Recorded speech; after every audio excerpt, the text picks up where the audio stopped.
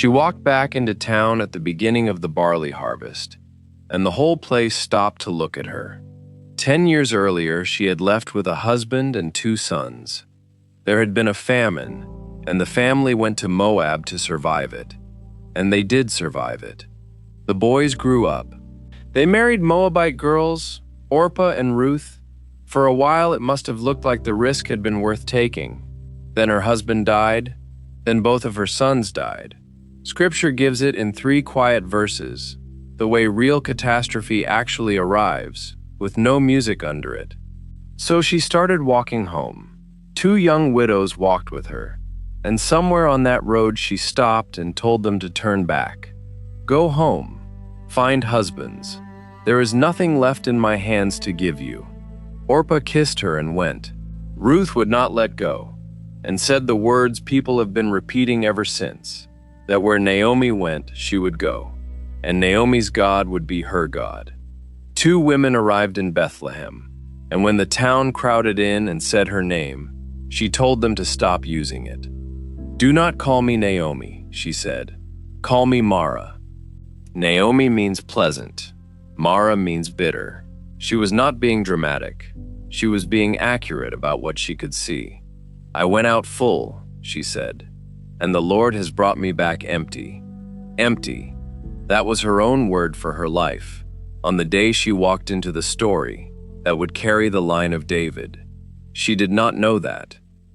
Standing there renaming herself after her grief, she had no idea she was a few short chapters away from holding a grandson. All she had was a foreign daughter-in-law, and no plan at all. And maybe tonight that town square is yours. So look at what was gone from her hands, because it is a pattern, and it is happening in your life right now, whether or not you have named it. The first thing that goes is the people who could only walk part of the road. Orpah is not the villain here. She wept. She did the reasonable thing, the thing anyone would have advised. Some people leave your life not because they are wicked, but because they were never built for this stretch of it. It still feels like abandonment while it is happening. It is closer to sorting. The second thing is the plan. Naomi had one, and then another after that one failed. Moab was a plan. Her sons were a plan. Every plan she made was a way of arranging her own safety, and every one of them came apart in her hands. God is rarely gentle with the blueprint. He is protecting you from spending your one life building the small thing you settled for. The third thing he takes is the name you have started answering to. She called herself bitter, and here is what is easy to miss. The book never agrees with her. Read the chapters that follow, and the text keeps calling her Naomi. Not once does it call her Mara. She renamed herself out of her grief, and heaven simply kept using the name she was given. Whatever you have been calling yourself lately, the too much one, the hard to love one, the one who missed her chance, God has not picked it up. The fourth thing is the security you can count.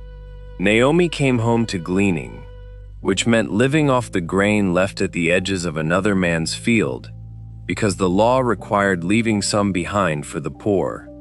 That was her provision now. Nothing she controlled. Nothing she could measure at the start of a month. It is a terrifying way to live, and it is the only way anyone ever learns that God feeds people. And the fifth thing goes last, because it is the hardest to give up. He takes your need to understand it before you will trust him. Naomi got no explanation. Not in chapter 1, not ever. There is no verse where God tells her why. She had to walk the whole thing without the reason, and so will you.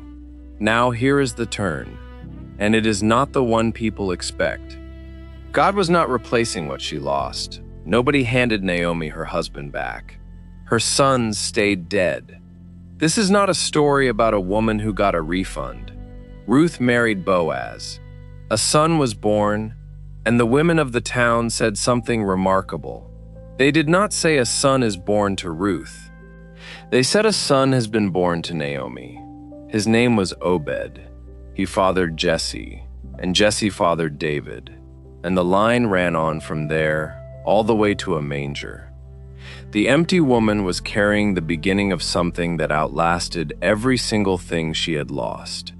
That is what bigger actually means. Not a better version of the thing that was taken, something that the taking could not stop. You are a daughter of the king, and daughters of the king are not measured by what is currently in their hands. Naomi was never poor. She was early. Which of those 5 is happening to you right now?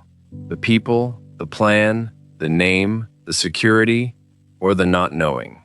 Name it in the comments, and watch how many women say the same one back to you.